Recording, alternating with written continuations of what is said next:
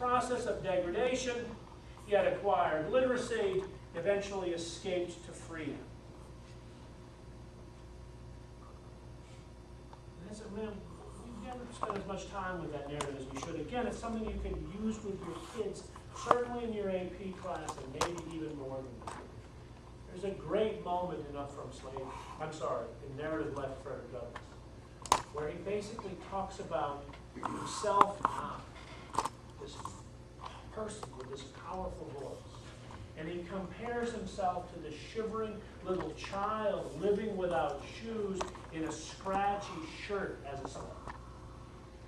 And he says, you could measure the cracks in my feet by the pen I'm now holding. And that was quite moving for us this summer when we actually saw the pen when he was holding, still on his desk. So that story of an individual overcoming adversity and growing to a position of eminence, Washington tells that same story. And indeed, if you read the first paragraph of Up From Slavery and Narrative Life of Frederick Douglass, they're almost identical, and that's not an accident. He's writing himself into that story, or his ghost story. I was born. I don't know who my father was. They say he was a white. I don't know the date, but I figure I must have been born sometime. Sick. So he takes that story, but he now marries it to a very different political moral than Douglas. And then the second one, this is what we talked about last time. We talked about the Gilded Age. It's also a Horatio Alger story, which Americans in the late 19th century adore. Here's this guy born with nothing, but through grit and pluck and determination shows that it's possible to rise. When you look at that story,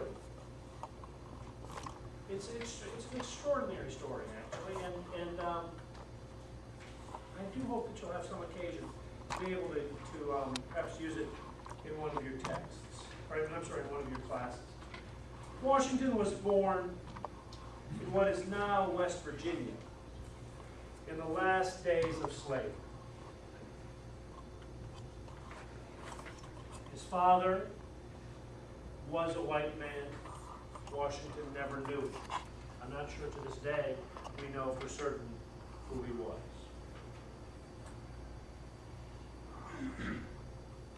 As a child, he was exposed to the burden of hard physical toil, working in a salt furnace, later in a coal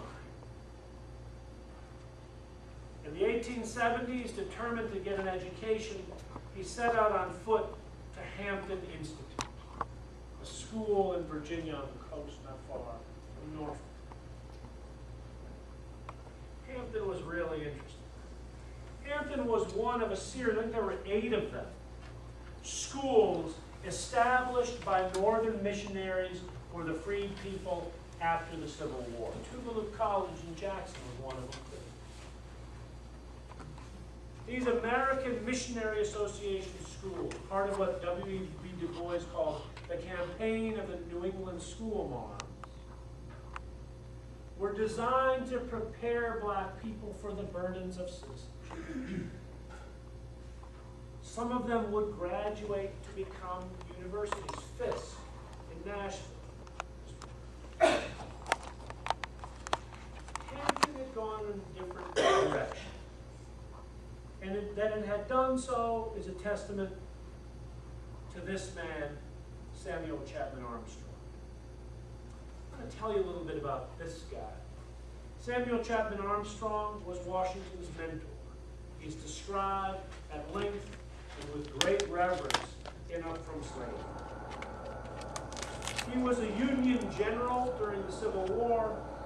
In 1866, he was appointed principal of Hampton Institute. But he was a little unusual as far as generals went. He'd actually grown up on a mission station in Hawaii.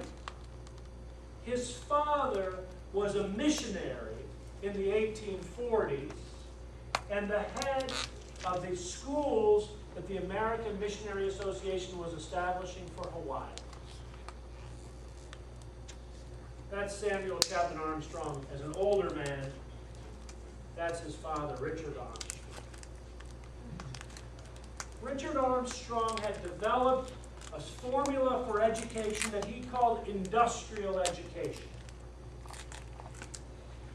And that term industrial meant a couple of different things. It didn't mean what it's probably going to mean to your kids, which is like a big smokestack factory. It meant industrial in the sense of habits of industry, of working hard. These were schools that were designed to prepare people to instill in them a love of labor. Richard Armstrong, who developed this formula, was persuaded that this is what the Polynesian people he saw in Hawaii needed. 1848. This is a lazy people. And if they are made to be industrious, that work must begin with the young.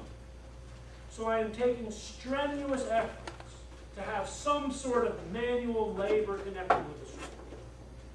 So that students would learn that just because you were going to school didn't mean that you were going to be able to dodge hard work. Well, Samuel Chapman Armstrong would grow up on that mission station. He would take those same principles and he would apply them to the formerly enslaved people. The Negro and the Polynesian have many striking similarities. This is now the especially in the weak tropical races, idleness breeds vice. So if a man is to work out his own salvation, he must learn how to work. Well, you learned how to work if you went to Hampton Institute, the school that he established, or he actually took over in 1866. He actually went there as an agent of the Freedmen's Bureau. And the first thing he did was his predecessor had redistributed land to formerly enslaved people. And it fell to Samuel Chapman Armstrong, following orders from the president, to inform those black people that the land they had been given, which they had farmed as their own for the previous year, was now to be returned to their former owner, its former owners and their former. It must have been an utterly devastating scene. But Armstrong remarked, on the whole, it was better for them to begin at the bottom of the ladder to work their way up from there. That conviction of working your way up from the bottom through hard work would be enshrined in this school. The idea that there should be some manual component in education wasn't new, but never before had an entire curriculum been organized around preparing people with these kinds of concrete skills. At places like Hampton, people studied to be masons, wagon makers, bricklayers, farmers, and so forth. Developing in the process, or so it was hoped, that self-discipline, that habit of industry, that will to work, which would make people able to care for themselves, make them love labor for their own sake. Here's a picture from the late 19th century of Hampton. And here you can see in this workshop, people are learning bricklaying. Now, of course, one of the ironies of this is that this kind of artisanal skill was precisely one from which blacks were being excluded in the South at this time. There's a great deal more that one could say about Samuel Chapman Armstrong. Washington arrived. He was given an entrance examination. They put him in a room, and they said, clean the room. And then an hour later, somebody came in.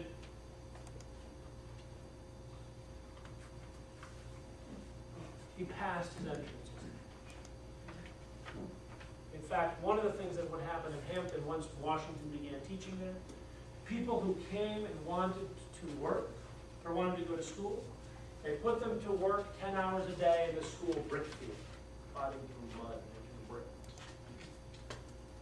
And then they would give them 2 hours of instruction